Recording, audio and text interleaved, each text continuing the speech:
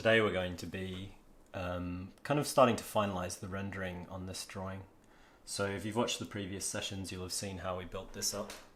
It's quite a gradual process, but everything's roughly in place now. So the last session was focused on developing these medium forms. So you can see the medium forms starting to turn in the cheeks or the forehead.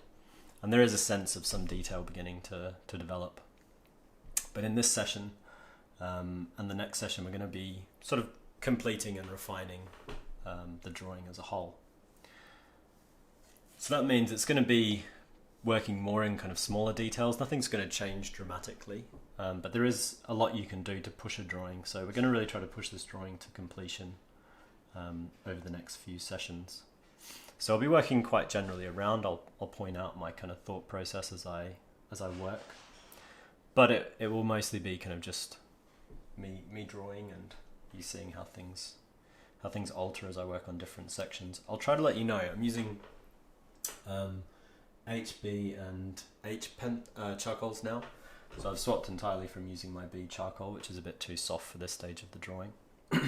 Obviously you're keeping them sharp, so you can see these two I've sharpened already.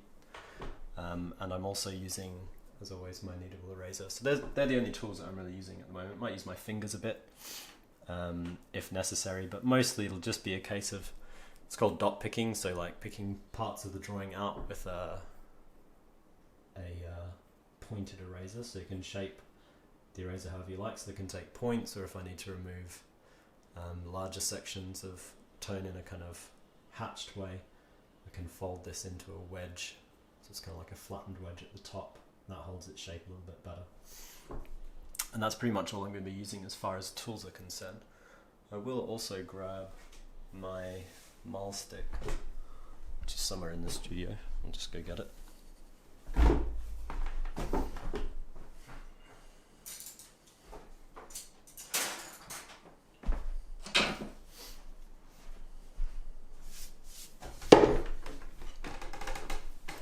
So I've got my makeshift mahl stick that I'll be using as well, which you'll occasionally see propped up against the drawing. That's just to keep my hand away from the surface of the drawing. Because one thing you'll notice when you're working with charcoal, and it's the same with wet paint, it can be annoying to erase something with your hand that you've spent hours rendering. So certainly pay attention to that. So I'm going to start getting into the drawing by just addressing a few sort of uneven patches that I've noticed. Often when you get back into working on a drawing after a little bit of a break, it's been a week since I worked on this, you immediately notice a bunch of things that just totally eluded you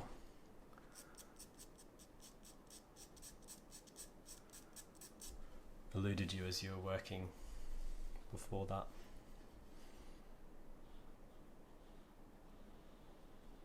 So maybe push that a little bit too dark, so I'm just going to ease that back off a little bit. Just really lightly using the eraser.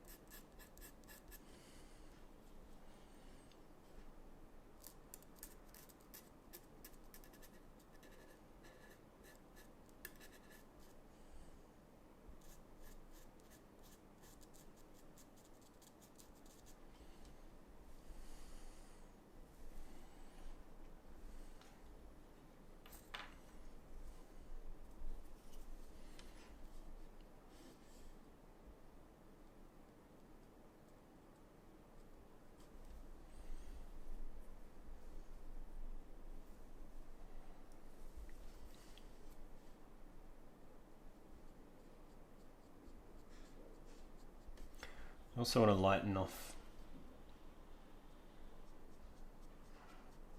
the front plane of this nose a little. It feels a little bit too dark looking at the reference. I can pull that back a little bit. So you can see really faintly using my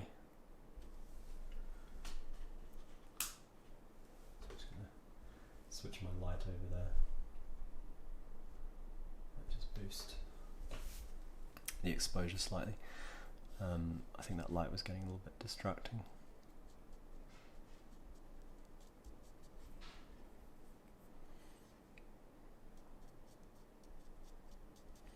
So I still wanted a differentiation between the kind of highlights on the nose and the lighter portions, but I didn't feel like that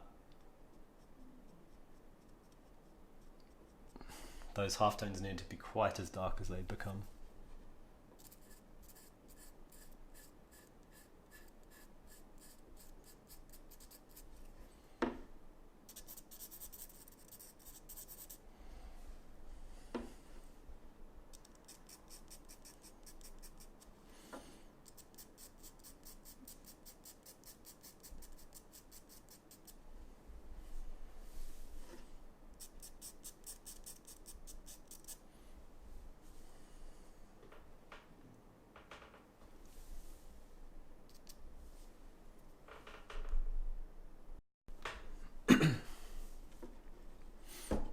You can also use your harder charcoals just to even tones out, almost like a smoothing tool, because they don't add a great deal of tone, and usually by this stage of the drawing you have quite a lot laid down. You can see just working over the top does start to kind of add a nice kind of sense of smoothness to those shadows.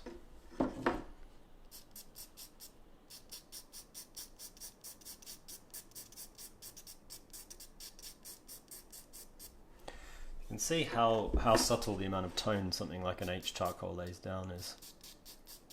And that's useful because at this stage we don't want to add a lot of tone all at the same time.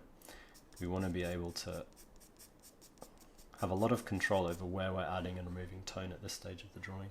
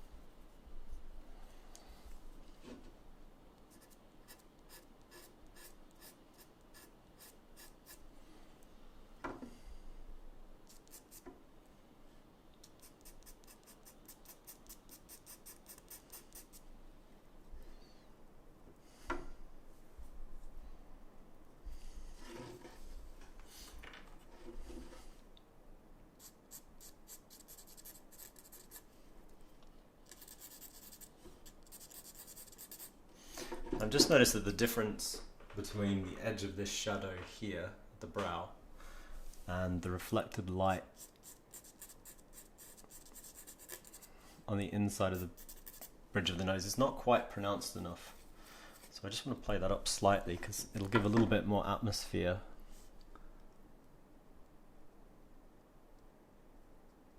and complexity to the inside of that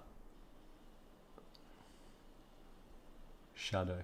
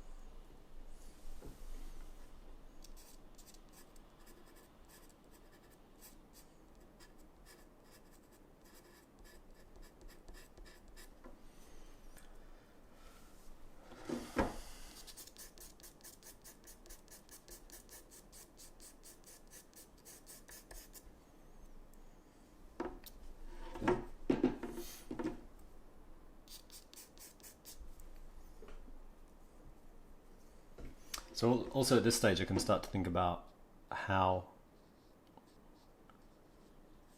the head is sort of connecting, or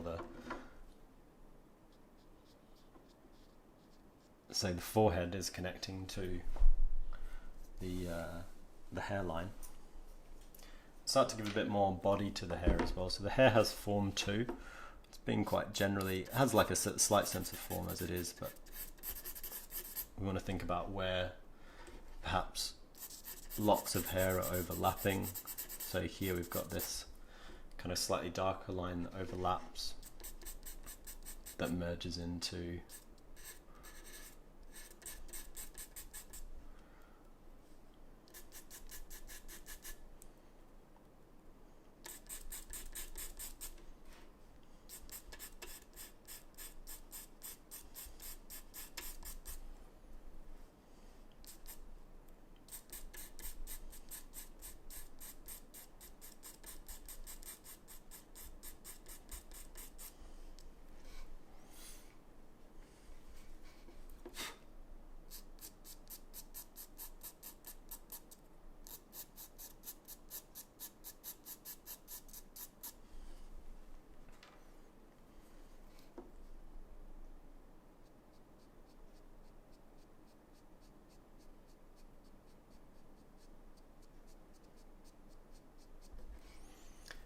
so you're now starting to get this sense of the hair sweeping back. So here the hair sweeping back, whereas there it's laying over the top. So we're starting to think about the forms of the hair, how it's interacting, the forms of the face. And already it's starting to just lend a bit more kind of realism to the piece, which is good.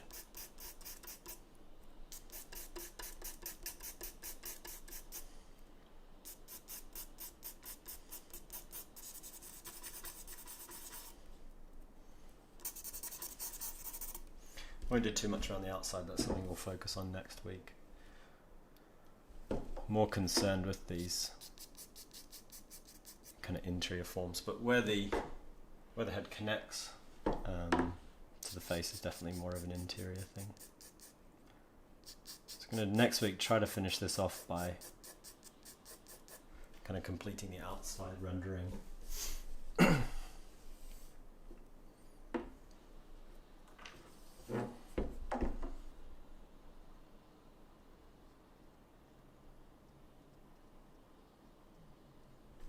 Might also just lift this reflected light on the left side of the face slightly.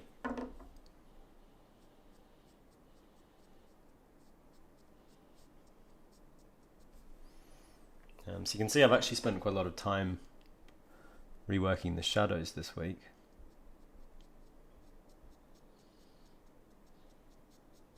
Because we did bring them to a rough conclusion a few sessions ago. But now that I've got more kind of blocked in, it's made me reassess them a bit. So I'm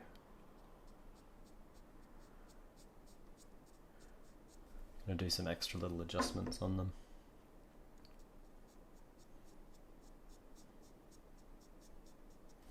One of the really nice things about charcoal, soft charcoal like this, is it's pretty forgiving. So even though I've got these these shadows quite well established, you can see I can still erase them quite easily. Just soften them out slightly with my charcoal.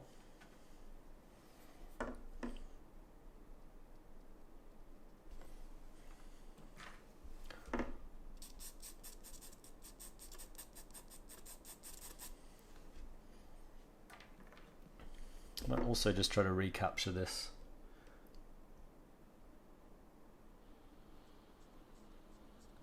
very dark halftone where the cheek sort of glows. Be nice to get that in.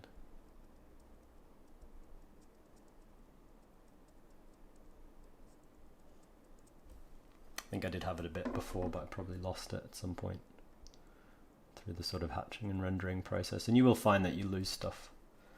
You can always recapture it pretty much always in charcoal.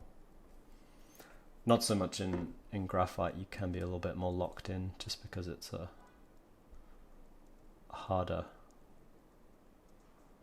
medium that can be tricky to erase at times.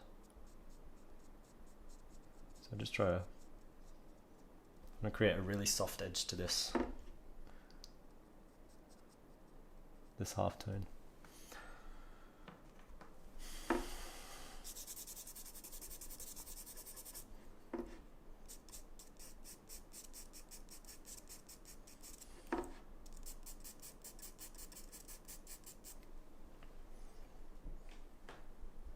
Yeah, it works pretty well.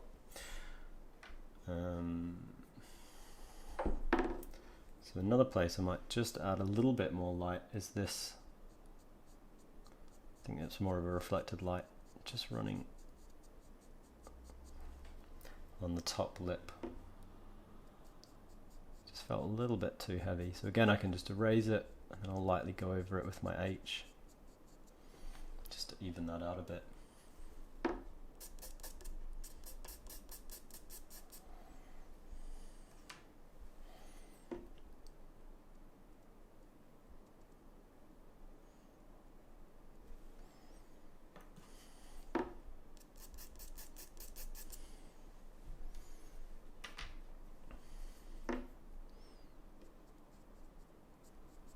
You can see it's looping over a sort of symmetrical form to the corner of the mouth on that side.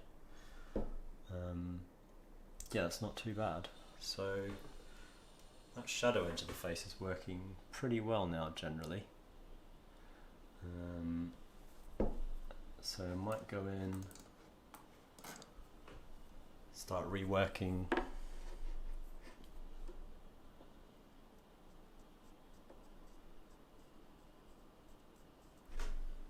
the lip a little bit. It felt a little bit too heavy.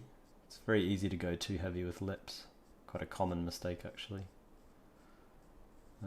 among students, and it's something I definitely did there. So you always want to watch out for that.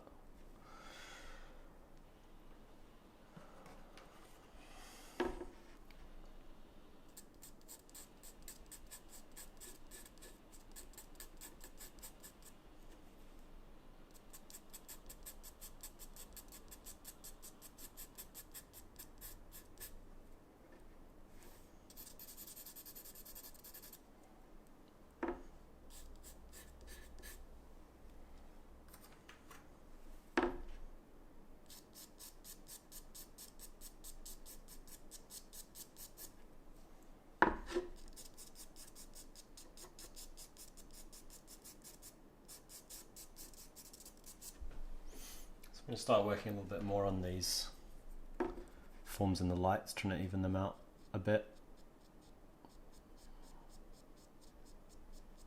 So similar, working with fairly hard charcoal, mixture of erasing and adding tone.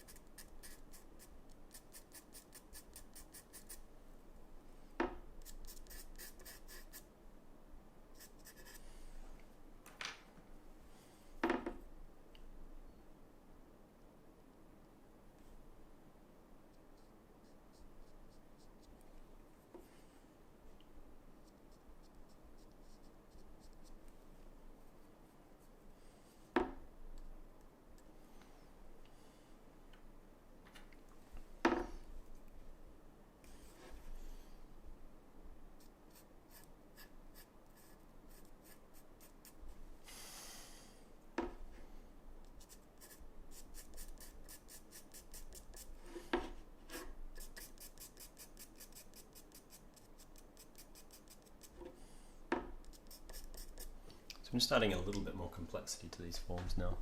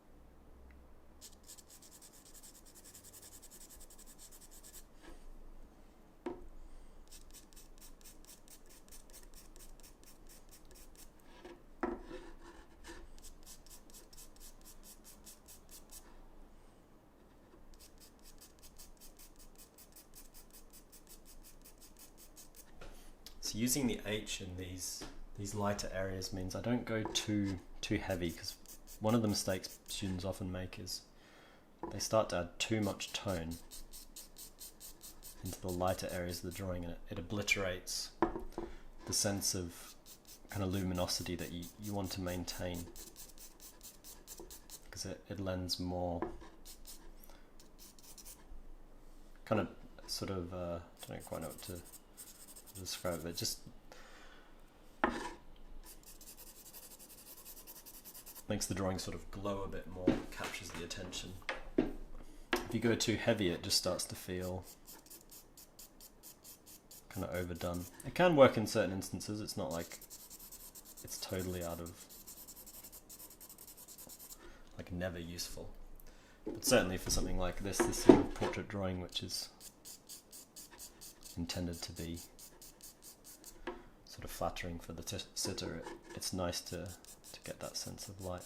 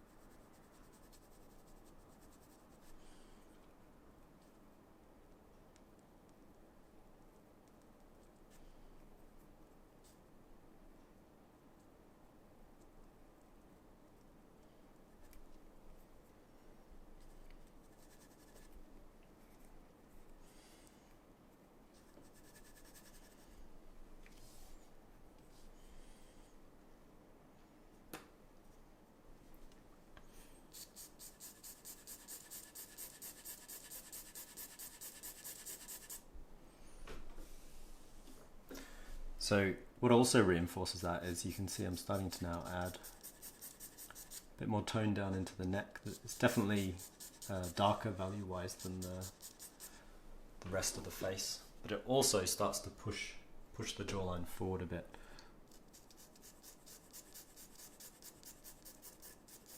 Which is what we want, because the face is sitting proud of the neck.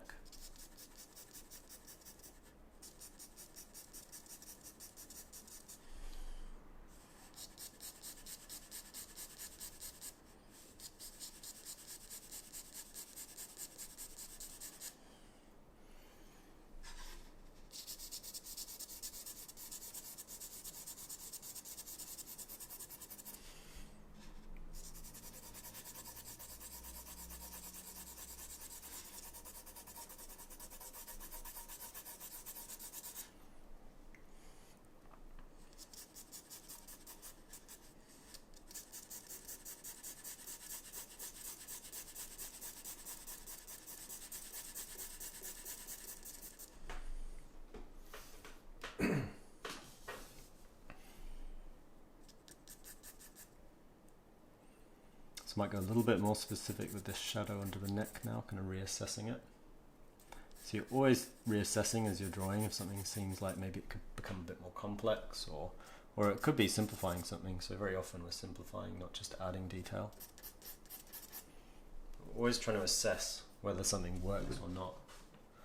I've also noticed there's this nice kind of, just back here, where the hair's not falling, some of that kind of neckline becomes apparent, which is quite nice, works well.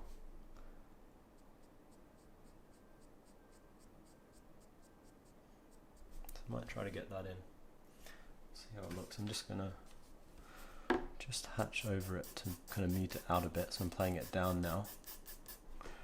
what I found, and then let's go in and try to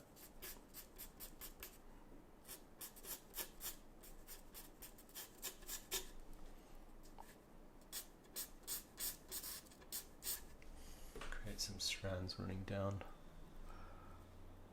there. It's maybe difficult to get it to work.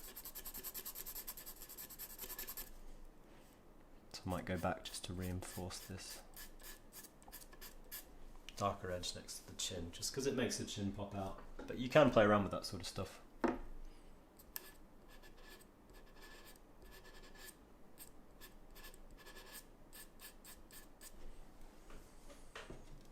Particularly at this stage of the drawing.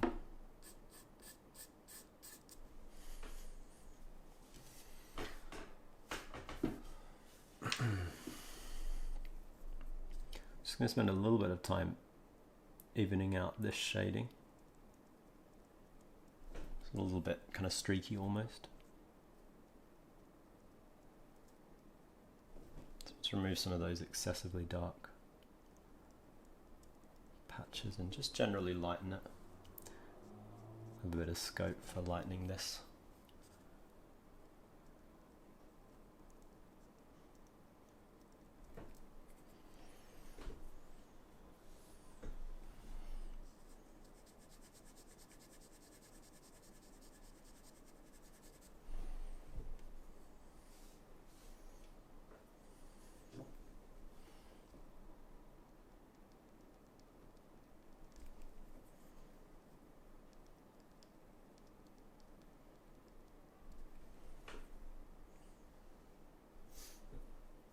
Yeah, it's not too bad. So it's starting to get there. As I say, we're going to work one more session on this to kind of finish refining the drawing overall. Probably work a bit on the background and getting the vignette, which is this kind of like looser edge, to kind of taper off nicely. Get the hair to merge nicely with the background, and then the hair to merge with the face. So we get these nice kind of steps of detail that way, and it's a compositional sort of trick, or kind of like a trick or a choice that helps to just draw the viewer's attention in a really nicely kind of thought out manner.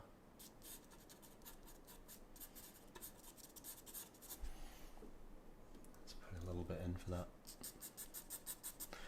ear as well. But yeah, for now we're going to leave that as it is.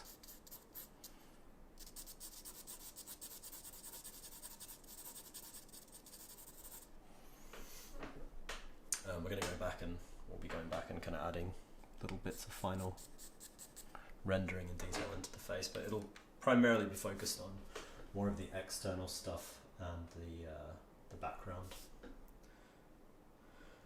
But yeah, that's pretty much it for today. I'll stop fiddling and leave it till next session. It's very easy once you get to this stage of the drawing to just kind of keep just refining little bits and pieces that you see. But it's enjoyable because everything's pretty well established. And so you don't have to worry quite so much about whether things work. You know things work generally, you can just play around with how much detail or softer rendering you're adding. One last thing, I just want to slightly play down the separation of the bottom lip as well. So another quite common thing people do with the lips is they make the edge of the lips just generally a bit too hard. And usually the lips, depending on the subject, are actually softer than we realise, and it's good to have them a less abrupt shift from the sort of lip colour in the drawing, if we can call it a colour, up to the